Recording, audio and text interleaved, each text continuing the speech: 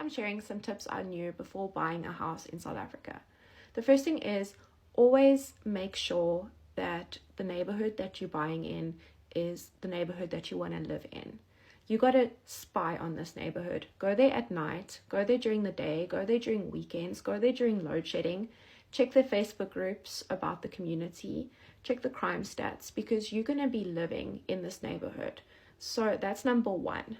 Number two is when you are looking at a house, for example, if you're looking at a 500,000 Rand house, then always plan an additional 12% in cash fees. And these are things that are going to be used for attorney fees, registration costs, deposit. So a 500,000 Rand house doesn't necessarily mean you're just going to be spending 500,000 Rand on it. The third thing is that let bond originators compare quotes for you. Estate agents will usually help you with this. And don't go and make inquiries yourself until you have the best offer from the bond originator.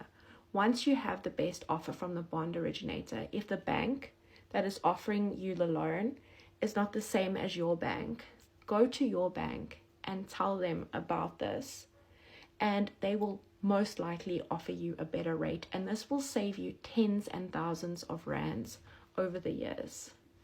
And the third thing is do your research about the area and do your research on the house. You have to go over that house with a fine nail comb. You got to look at the paint, because paint might be covering mold.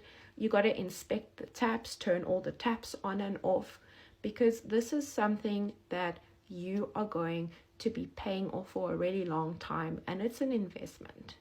Good day, everybody. Let's continue to discuss property. So today I want us to look at different options or different ways in terms of which you can use to buy a house or a movable property in South Africa. The number one way is through cash. You have the full amount of money that is required in respect of a specific house. You approach an attorney or conveyancer to assist you. The second option would be through a loan at the bank. You apply for a home loan, you get approved, then the bank pays whatever amount that is due to the seller, and then you take ownership of the immovable property in question. The third way, it is the sale and installment. So normally this option, it is exercised by people that either do not qualify for a home loan at any financial institution, or they don't have an interest to actually take up a loan, mainly because they know they can afford to settle their purchase price within a period of 5 years. So normally what would happen is that they would approach the seller to say, hey, I do have an interest to buy the immovable property in question. However, I don't have the full amount of money. I will, however, pay a certain specific amount towards the deposit and then settle the outstanding balance in installments. Those payments, they have to be made in at least a minimum 12 months, but the maximum is within a period of 5 years. That agreement is then registered at the deeds office and it's noted against the title deed of the owner. Why that is necessary and why is that important? What does that even mean? It means that then the seller cannot just decide for 1 year in or 2 years in, they decide that, nope, actually I don't have an interest to continue with this agreement anymore. They can't do that, and they can't then proceed to sell the property to another person. The deeds office will require that they cancel this agreement, and they can't just decide to cancel it. They can only cancel it in instances where you as the purchaser, you are defaulting on the payments, right? And then the fourth option is through rent to buy.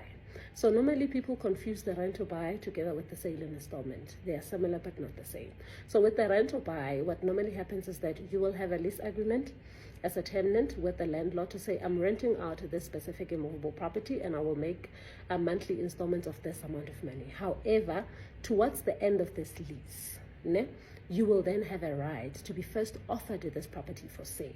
So your lease agreement will contain a clause that which we refer to as a preemption clause. So in terms of that clause, it basically gives you as the tenant the right to be first offered the property for sale. You do have a right to say, nope, I don't have an interest to buy the property anymore, or to say, yes, I would like to proceed and buy the property. I really hope this video helps. See you on the next one. So just did a viewing with a buyer and we were discussing her budget and all of that, and I was obviously mentioning some of the costs involved when buying a property, and she was unaware of the transfer duty aspect. So I just thought I'd do a video on the cost involved when buying. She was a first-time buyer, so I'm sure maybe there's other purchasers out there who are unfamiliar with this. So it's transfer duties, transfer costs, and bond registration costs. So bond registration costs are obviously if you are opting to finance the purchase through a bond. Then you have transfer duties, which is a cost that's payable to SARS. It's a tax, and it's only payable on a purchase price of 1.1 million rand or over. If it's under that figure, then you do not pay transfer duties. And then transfer costs are the costs that are payable to the conveyancing attorneys who are handling the transfer. It's a cost that's payable to them for their service. So there's those three costs, and those will help you budget accordingly, because maybe you have cash put aside for a deposit, and then you're unaware of some of these costs, which would obviously take away from that cash that you have saved up. So this is an announcement to all my first-time buyers. You are on property 24. You click on the property that you like, you check you like the price, it's the specs that you want in terms of bedrooms. You scroll down all the way to the bottom, you will check the floor size, the levies, and the rates is what you'll be paying monthly, additional to what your bond will be. Under there, you will see your total once-off costs. Those are your bond and transferring costs, and this is how much you... So basically, the South African government gives you money just so you can be able to afford your first property. Shocking, I know. Hi, if you are a South African citizen above the age of 18, earning between 3,501 and 22,000, you do qualify for a home ownership subsidy called a FLISP.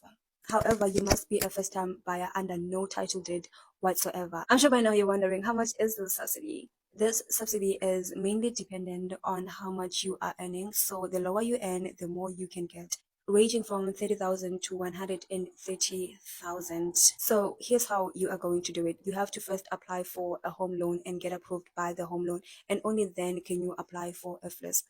It is not an easy application, but my job as an agent is to actually help you with this application. So basically, I'll just be doing everything for you, but like, you don't have to tell anyone, okay? The process takes 4 to 8 weeks, depending on your application as well as the channel you used. It is definitely worthwhile, because take for instance, you, the person that is earning 3,501, you can unlock up to 130,000, which you can use into your home loan and reduce how much you're going to be paying back to the bank overall. You do need financial independence, and a good credit score is a must.